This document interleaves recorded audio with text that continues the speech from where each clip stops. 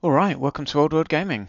This video is a battle report of a game that my son and I played at the weekend on Saturday. Yeah, I thought I'd just show you some photos and talk you through how it went. So we played the meeting engagement scenario, which is one of the 6 pitched battle scenarios in the Old World rule book. We decided in advance, we didn't roll for this one, and I did a video the other day, like talking through the scenario and making my army list. So you can see here, this is the there's my cursor, there it is. This is the deployment. That's a little bit annoying being in the way, or whatever. So you only from the center line, you only have to deploy 6 inches away from the center line, so you can deploy right up. So it's a very kind of narrow no man's land in that, or can be a very narrow no man's land. That's the deployment. Now in the as part of setting up, you roll a dice for each of your units, including characters and war machines. On a 1, they get held back as reserve. So we did that. Other than that, it's just a 6-turn game. Or until one of you concedes. All the other rules are the same, but the reserves, after the first turn, so from the second turn onwards, you can bring your reserves in whenever you want, and they arrive on one of your long battlefield edges in your deployment zones, and just move on. And we thought we'd do a little bit of a historical recreation, not quite completely, but it's between 2 armies of the Empire. So one from Reichland that is led by a witch hunter with a bodyguard of great swords and a whole bunch of flagellants. That's what my son took, that army, and I just took the other Empire army. So in fact, yeah, here we go. Here's our armies. So we just played 850 points because that's the most I could make with my Empire army. I did a video that did it go out today? I think it went today. Which was speed painting the cannon.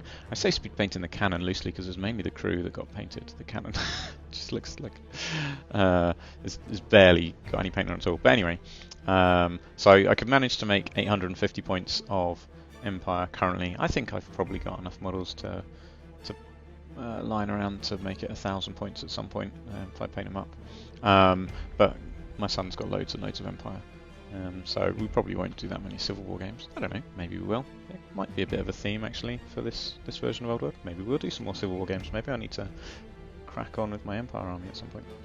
But anyway, so this is what my son took. He is a big fan of his wizard on Pegasus. So this is the classic Balthazar Gelt model that came out for 6th edition. Yeah, so he likes using a wizard. He loves Fireball and Pillar of Fire, and you can just about see in the background. I did a set of videos over the last week or so, building and painting the Pillar of Fire. So now we've got a quality-looking template to use in the games, and for this, it makes all the difference and makes the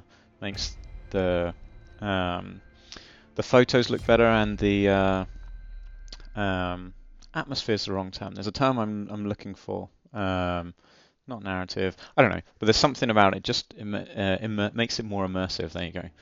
Having the actual pillar rather than just a little template, which is what we used last time. But yeah, so he was very keen to use that. So he loves his wizard. So he took the mage. He took Lore Familiar so that he can pick the Fireball and Pillar of Flame, which I'm not going to begrudge him that. But yeah, so there we go. He loves them, and he's got a priest which represents the witch hunter. He doesn't actually have any witch hunter models. He loves handguns. Took shed loads of handguns. We made the flagellants a core unit, just so we could fit them in, because you also had to have great swords. So 850 points is not a large army to be able to get like great swords and flagellants and everything else you need. So for this one, because they're like a part of the narrative, we just said they could be cool. I've put that. Here's what I did. I copied and pasted mortar down here and left it saying 95 points. But I updated that to say 120. So the volley gun's 120 points. He's never used the volley gun before. This was the first game, and he wanted to try it out. Now I say that this is literally our second game of Old World, but I mean for like 6th edition as well, which is what we were playing previously. He's only just kind of made this more recently and hasn't used it yet. So he was quite keen to try that out. So there we go, and he's got a mortar as well. So that's the army. It's quite a decent army in fairness for 850 points, but I guess partly because we put the flagellants as core. But there we go. And then for my army, I don't know why my army looks bigger. I think it's because I've got the massive blocks. So I've got this unit of knights here, so unit of 8 knights, and a unit of 20 spearmen, which he doesn't have, so it makes his look a lot sparse. He's just got his 10 great swords with his priest and 10 flagellants over there.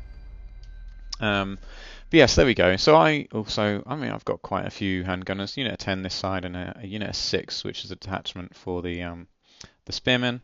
My captain there, who I took the Berserker Blade and Ruby Ring of Ruin, because I mean 30 points for a fireball. Fireball is a very, very good spell. I think it's probably overpowered, but we'll talk more about that later.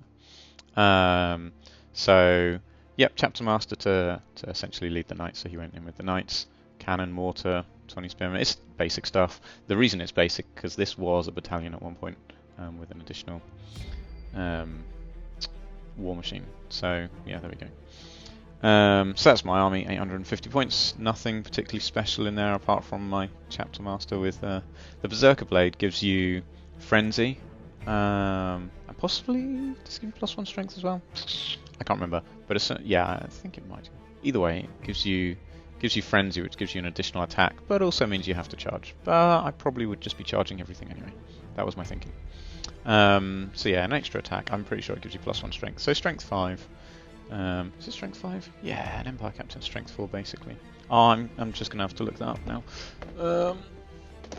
Really quick. He says really quick, and you can't see this now. Me looking this up. Because magic weapons, okay, it's right in front of me. Berserker Blade is +1 strength. Yeah, so strength 5, and then an extra attack.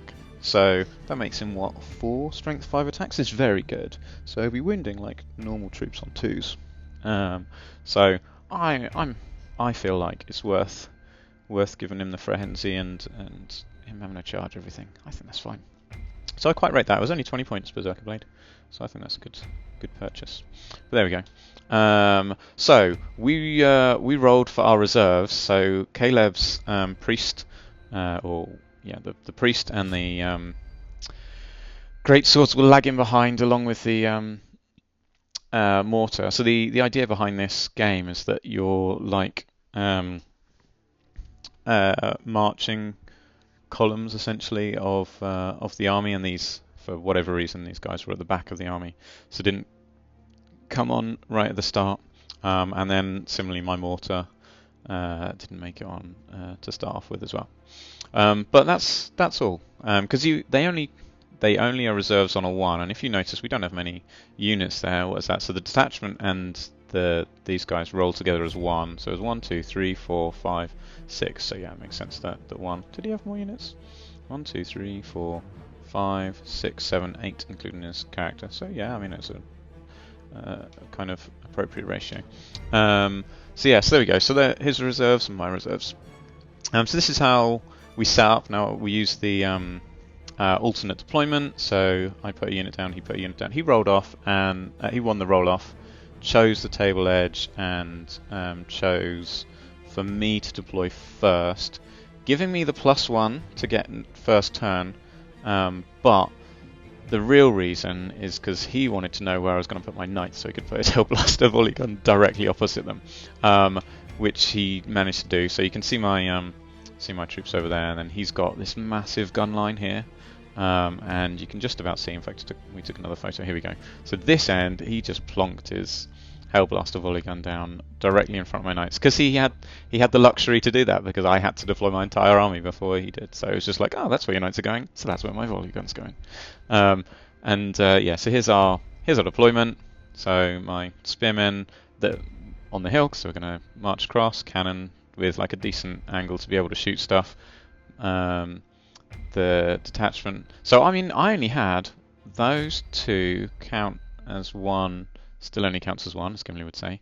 2, 3, 4. So I only had 4 things to go down, whereas he had 1, 2, 3, 4, 5. So yeah, I mean, and he deployed. I was expecting him to deploy quite close, but he did the right thing and deployed far back. So yeah. And my knights were just like, oh, what's that in the distance? Oh, crap. So at this point, I'm sitting there like this going, I really hope I get first turn, because if I don't get first turn, my knights are dead. And sure enough, we rolled the dice, and mine is the black dice. So yeah, he got first turn. And you can guess how this went. First thing of the game. I don't think he did move some stuff, actually. We'll see in a minute. He moved his wizard from hiding behind the trees to pop out, and the flagellants kind of pulled round, and now they knew where the knights were going. But yeah, so he got, 14 shots from his Hellblaster, but he only managed to kill one guy. And something I've noticed with the Hellblaster, previously, what you were rolling on the artillery dice, this was how many of your shots actually hit what you were shooting at. That's what they used to be. Now, it's how many shots come out of the barrel, and then you have to roll to hit. So this is drastically nerfed compared to certainly the last time I used, or last time I saw someone use a Hellblaster volley gun. It just used to be, you shoot loads out, and this is how much of what you shot out hit your target. But now this is how much comes out, and you have to roll to hit. So it's like massive nerf. So I only managed to kill one guy. So I was very, very relieved about that. And then his wizard's like, move over, lads. He casts a fireball, gets 11 on his fireball. This is not to cast, that's how many hits. 11 hits. And then he's wounding on 3s because it's strength 4. And so he's just got like so many hits, and only 3 failed to wound. I was like, oh well, at least my guys have got a 3+ save. No. 1s and 2s. It was just like, takes out an entire rank. So that was very sad. After the relief that came from his Hellblaster, like killing a single guy, to then his wizard coming out and just nuking them, I was very sad. And then to add insult to injury, they failed their leadership test, they failed their panic test, and then just bolted off the board. So turn 1, my knights ran away. They ran 9 inches off the board, and they were relatively close to the board edge. They were just like sat up there. So right at the beginning, that's like half my army gone, points-wise. I don't know how many points they were. We can have a look, actually. Let's quickly flick back.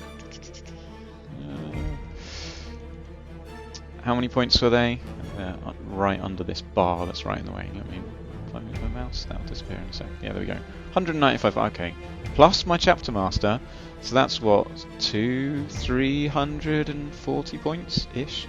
So that's a good chunk of my army, like almost half my army was the chapter master and the Empire Knights, and they got to do nothing. So that was sad. Oh yeah, my mortar hasn't even arrived yet. So yeah, not looking good. That was a bad start to the game. Turn 1 destroyed my best unit.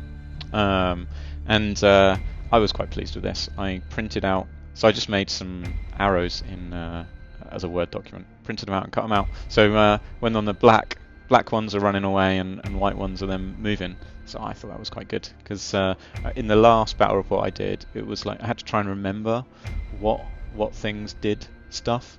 But there we go, and that's very reminiscent of the classic battle reports from White Dwarf. So I had considered like taking my photos and putting them into PowerPoint and drawing arrows and stuff all over them. I was like, you know what, I could save myself a whole lot of time if I just print out some bits of paper, cut them into arrow shapes, and then just lay them down on the board. When I take the photo, that's a job done in one go. So I'm all for making this process as simple as possible. So there we go. So we got arrows now. There's one photo where I forgot to put a bunch of arrows down, which annoys me, but I'll tell you when we get there. So there we go. So that was Caleb's turn 1. Pivoted these guys around because he wasn't expecting to kill all my knights. Moved the the wizard over there to blast them, and then just basically let loose, and then run away. And thus endeth the first turn, and much sadness ensued in the Empire. Well, they're both Empire. In the Talabek land, if you go by the scenario. Although I kind of figure these guys are a bit like null because they're black to make them quick and easy to paint.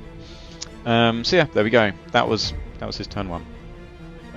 He was off to a great start, and he was loving life. Okay, my first turn. I marched all of my troops directly forward, so you can see the cannon was in line with everything. Everything was just like marched full pace, because we were out of range. He put them far enough away that we couldn't shoot anything. I was like, well, I best get moving so I can get into range. And then my cannon, like, because they're a single line, you could only kill one. But I did. I managed to... what was that even for? Oh, that was my marker as to where I was shooting, I think. And then, yeah, I killed him, basically. Hooray! I killed a guy. Go me. So, first blood from my side. So here we go. So that's basically what my army did. The entire army moved forwards, and the cannon killed a dude. So there we go. It wasn't the worst first turn. Killed someone. But I couldn't see anyone over here. That's part of why his flagellants moved, was so that they couldn't get shot by the cannon, because you can't see through forest. You can see into forest, you can see out of forest, but you can't see from one side of the forest to the other side of the forest. So there you go. So yeah, they block line of sight completely. So yeah, that was my only option, was to kill a lone handgunner. But there we are. That was the move. So turn 1 done. On to turn 2. So Caleb's turn 2. You can see here the Hellblaster has moved from pointing that way. It's now moved over this way. It's anticipating my spearmen coming over the hill. You can see his greatswords have arrived in the back. His greatswords and his mortar. He's turned his flagellants round. I'm pretty sure his wizard went over here somewhere. We'll see that in a sec.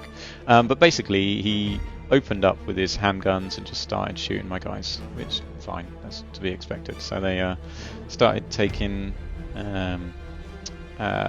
Causing casualties, and in fact that was a panic test for each of those. Can't quite remember what the outcome was, so let's find out in a second. Oh yes, he proceeded to fireball this unit and killed another couple of guys.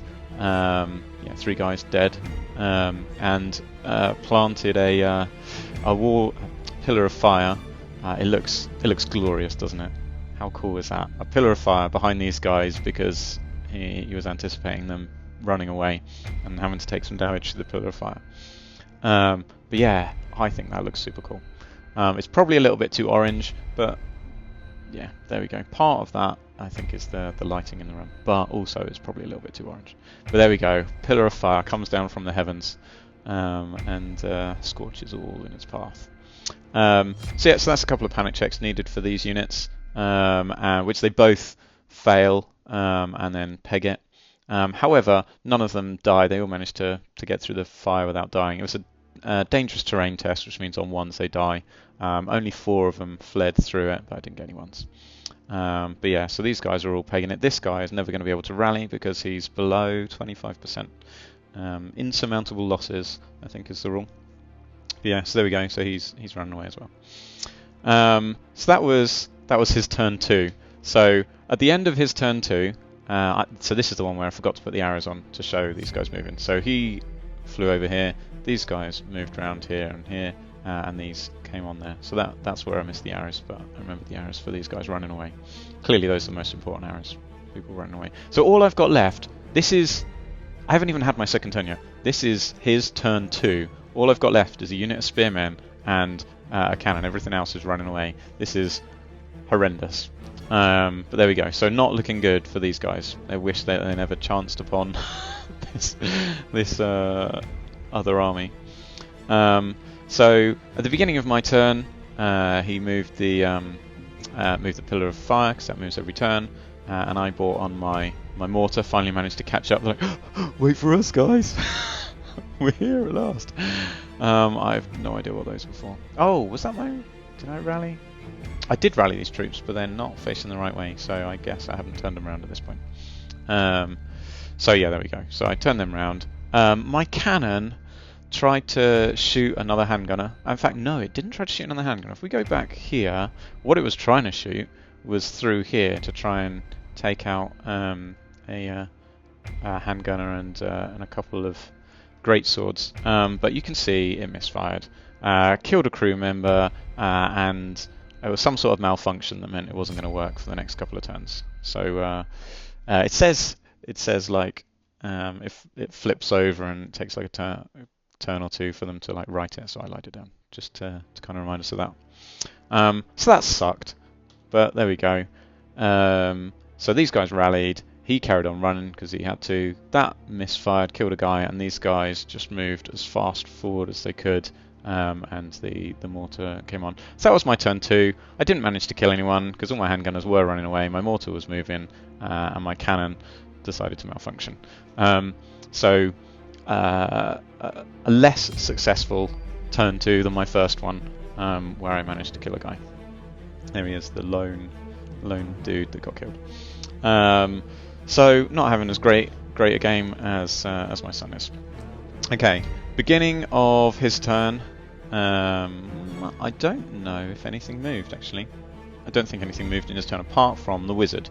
So the wizard was there because he'd been fireballing. Now he's moved around the side to fireball these guys. Took out another 3 with his fireball. And did I? I feel like something looks a little bit wrong in this picture. I think I might have taken them off of this end and stood these guys back up when we got there. But either way, he killed some guys with a fireball, which maybe it made them run away again. Maybe that's what it was. I don't know. We'll see in a sec. His Hellblaster volley gun opened fire, and this time you can just about see 2 10s and a 4, 24 shots with his Hellblaster volley gun. He loved that roll. Particularly when he got to roll so many dice. Strength 5, wounding on 2s, and there's like 2 1s. Oh no, this is to hit actually. Apologies. This is to hit.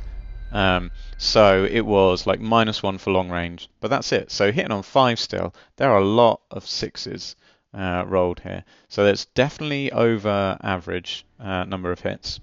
And then he managed to kill, yeah, those are all the kills. 2, 4, 6, 8 dead. Which is very good for him, not very good for me. So that just like destroyed half the unit in 1 round of shooting. He approved of that greatly. And then he started shooting stuff with his handguns, I think. Yeah, so killed a few more guys with handguns. I made a couple of saves. So some of these are wounds, some of these are saves. I think he got some armor bane hits where I didn't get to save. And then yeah, I managed to make a couple of saves. So it could have been worse. But yeah, this unit is reduced to below half strength. And they passed their test actually.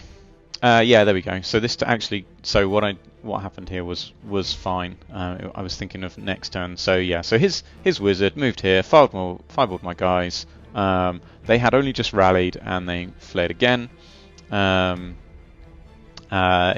He moved his pillar of fire towards the cannon is where it's headed, and my guys passed their leadership test, so they didn't run away. But I am very, very thin on the ground now.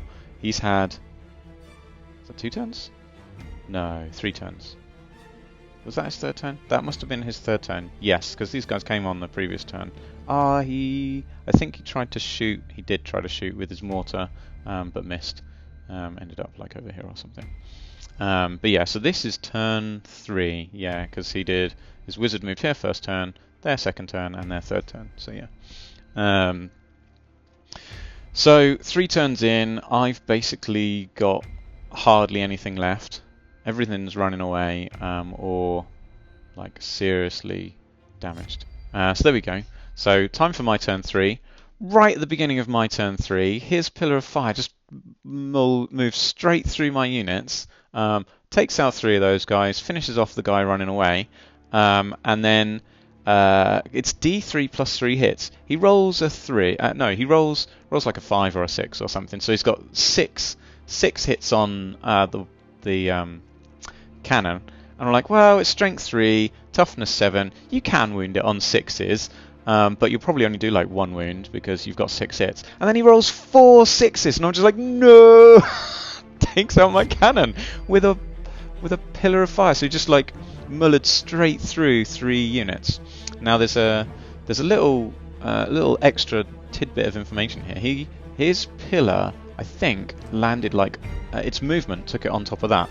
And if that happens, you have to move it until it passes over the unit, which took it on top of that guy who was standing there. And had to move off of that guy, which bumped it into that guy. And so, just because of the fact that templates can't finish their move on a unit and have to keep going through, it burnt through 3 units. If it could have stayed on a unit, it would have only done them. But it just like, they kept pushing it on just by the fact they had to move over them. So that managed to take out 3 units basically. So that's a little bit of a tactic and a tip. The tip is, don't leave your units really close together if there's a pillar of fire around, or a template, a vortex, magical vortex moving around. If you have a magical vortex, particularly one that you can control like a pillar of fire, move it towards clumped units, because then when you move into one, it just carries on going and will just like travel straight through the line. So if there were, for example, if we go back to, well, let's say it's here. Let's say you did your pillar of fire here, right, and you moved it that way. You could like touch these 2 units. In order to get off the end of this unit, you'd have to put it there, and then that's bigger than the 3-inch gap, so it would just like travel right to here. So you could like move your pillar of fire this distance in one go, just because it has to travel till it fully clears that unit, and by the time it's fully clearing that unit, it's onto this unit. So yeah, so you can do some sneaky stuff with that. He wasn't intending to do that, but that's what happened here. And yeah, he just mullered the rest of my stuff. I was so gutted that it took out my cannon. I couldn't believe that he rolled 4 6s. It was ridiculous. But yes, and he much glee happened on his account. But yeah, so all my guys died. So needless to say, my last dude ran away. So you can just see him pegging it over there. So the last guy, he did run through the flame, I think, but he didn't die. My cannon is dead. My guys moved even further, like carrying on their movement. And I don't know what this is. I can't remember. That looks like, oh, it was my mortar. My mortar was shooting at these guys. And it just like went off the table behind them. So I just can't catch a break. None of my stuff is going well. So there we go. So that's the end of that turn. Yeah, his pillar of fire mullered my stuff. The guy ran away, and my guys moved up further. And my mortar just didn't do anything. So there we go. On to his next turn. The only thing that moved, I think, was his wizard, which is way over here. His Hellblaster fired another volley, got another 14 shots off. A single misfire just means it's -1 to hit, because it's like shaking around. That barrel didn't work very well or whatever, and it just makes it harder to aim properly. And yeah, took out the back rank of those guys. I can't remember what the rest of his shooting did. It doesn't look like it did anything, to be honest, because that rank is still there. However, they did run away, so they fled. They fled. Yeah, it looks like they're fleeing from this direction. I'm not quite sure why, rather than that direction. Either, it doesn't really matter. Have they had insurmountable losses? There's a quarter of the unit left. I don't know if they can rally or not. His wizard moved down here and fireballed the mortar. I don't know if you can march, fly march, and cast magic. Something I need to look up. Do I look it up now? There's nothing for you to see if I try to look it up now. Just have to look up another time. But either way, it doesn't really matter. He could have done it from here and he'd have been fine. But yeah, so does a wound on the mortar. My random dude flies away. The pillar of fire doesn't quite make it up. And that was the end of the game, because I've got this unit run away and a mortar on 1 wound, and the rest of my army is decimated. And I don't know if you notice, but I killed 1 guy. So that was an absolute massacre. He jokingly said right at the beginning of the game his aim was to not take a single casualty, and I was like, oh, don't. You can't say stuff like that. You'll be very disappointed. He was not disappointed because he took a single casualty and he was very, very, very pleased with himself.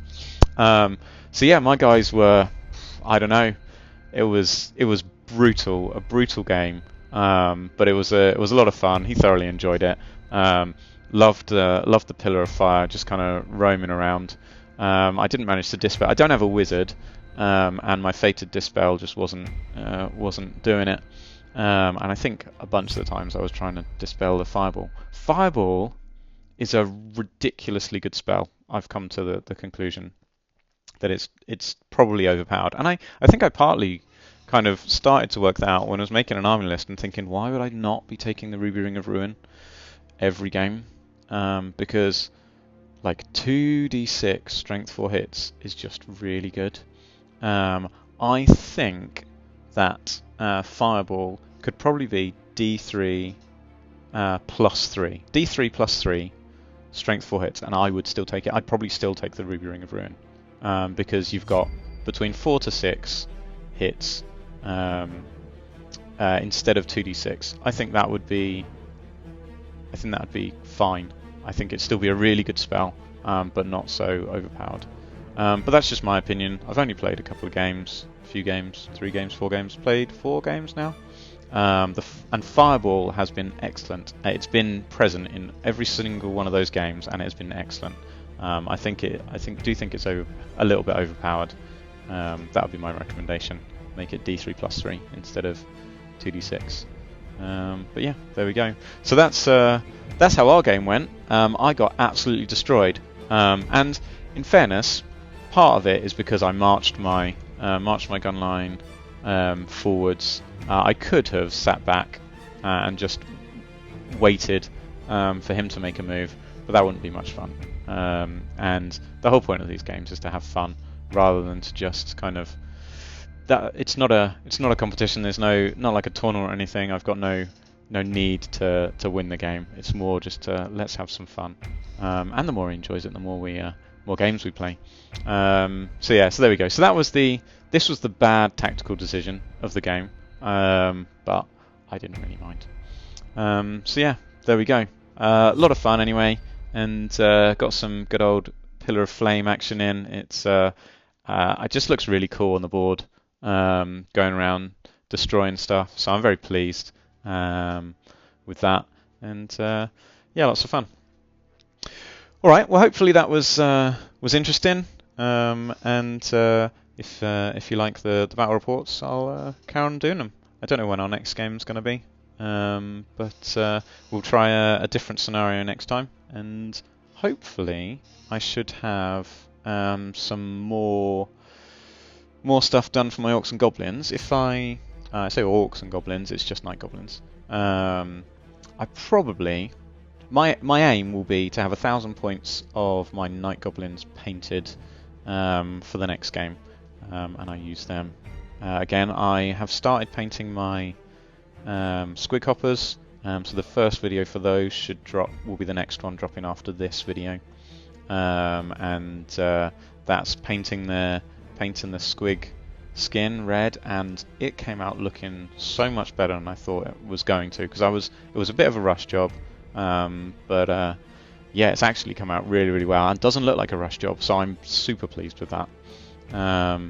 But yeah, so that'll drop shortly, and I'll do another stint to get those guys finished, and that'll be my unit of Squig Hoppers, and then it's just a War Boss on Squig and the Mangler Squigs to do, and then I'll have 1,000 points done. So yeah, so the next battle report is almost certainly going to be Night Goblins.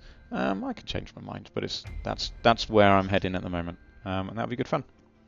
And I'll finally get a chance to use my Mangler Squigs. I've never played with Mangler Squigs before, so that'll be exciting. So that's my goal, is to have my Night Goblins ready for the next game.